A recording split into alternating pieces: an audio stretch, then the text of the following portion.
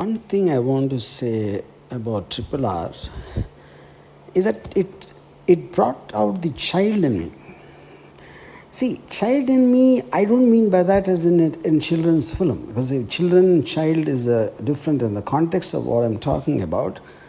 See, a child, I think, will feel a thrill which is kind of not, not inhibited somewhere. When you're intelligent, when you think you're sensible, when you want rationality, you almost feel adult. You will lose something in your life, you lose something to enjoy purely for what it's intended to be, what it is. So, I'm actually, honestly, Rajmohan, I'm running out of my words. This is the first time probably this is doing to me, something like this happened. I can talk about anything and I can talk with so much of clarity and all that. First time actually I'm running out of words. So I find it far superior to even Bahubali and Bahubali 2, because see, Bahubali 2 for me still is like, in the range of the Helen of Troy in very early times and Gladiator and a version of that. Fine, fair enough, superb. But Triple R, I think, is something which is, there is no benchmark. When I saw the trailer, honestly, I felt it just is it is going on the border of being a little fake, and maybe the tiger shot and all that, though visually it is stunning. I just felt the advantage of Bahubali, where there's a period film and you can take a lot of things, but this set in somewhere in the 20s or 30s, in more contemporary times. I just had this gut feeling something can go wrong, but how wrong am I, in the whole context? I really didn't matter to me whether this is set in in certain freedom struggle of whatever those characters are. And just in one line, I want to say, so okay, now the context, I felt there's a fairy tale element involved. There is something like the little girl being kidnapped, which is not the thing for me. But the sweep of the narrative, see, the visual, of course, is mind-blowingly fantastic, nothing unlike anything I've seen before. But even the narrative sweep, I think, is unique in the context. You're a person you just love. You love a frame, you love a visual, you love an emotion attached to it. And it is so, obvious in every frame. It's like a brush strokes of a great artist, though I'm not into paintings. So which is the reason I'm once again saying that I'm just running out of words.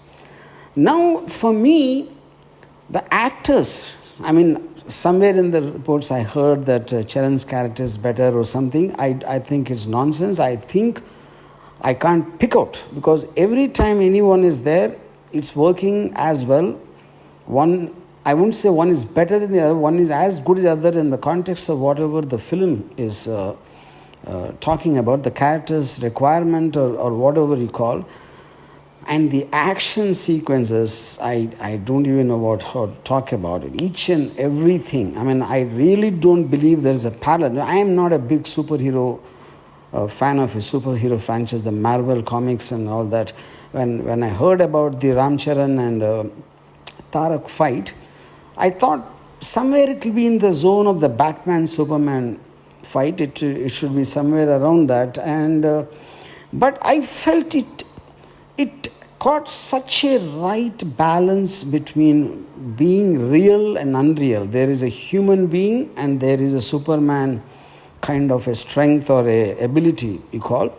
So the emotions on Tarak's and Ramcharan's face is so human, and what they do is superhuman, and that mix is something I don't believe I've ever seen so far. That is something else. And I think it is audacious to even imagine that animals coming and fighting, letting them out. And that is something pulled off. It was something like I felt myself kind of,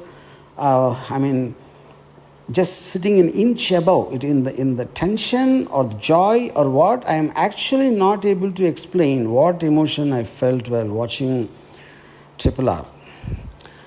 And and so I mean I can go on and on and on and on. I don't know where to stop, but it is an experience of a lifetime. I would call it, and I would find it far superior to any of the Marvel films because it is creating its own exoticness. It's creating its own ambience, creating its own atmosphere, which is something I actually felt like I don't remember in the last 30, 40 years me enjoying like a child. It just I became a child while I was watching. And like a very beginning of this voice note, I already said, child and children are different. They're two different points. And lastly, I just want to tell you this, Rajmali, you are a wealth not of Telugu industry, not of Indian industry. You are a wealth of the audience, You're born for the audience, and me and many millions and millions of people. I think we are so glad that someone like you have come upon this earth to have a dream, to dare to dream, to have the passion and the patience to make it realize, and coming on the silver screen and subjecting us to this. Again, I'm out of my words. This is a treat of a lifetime. I just love you for this.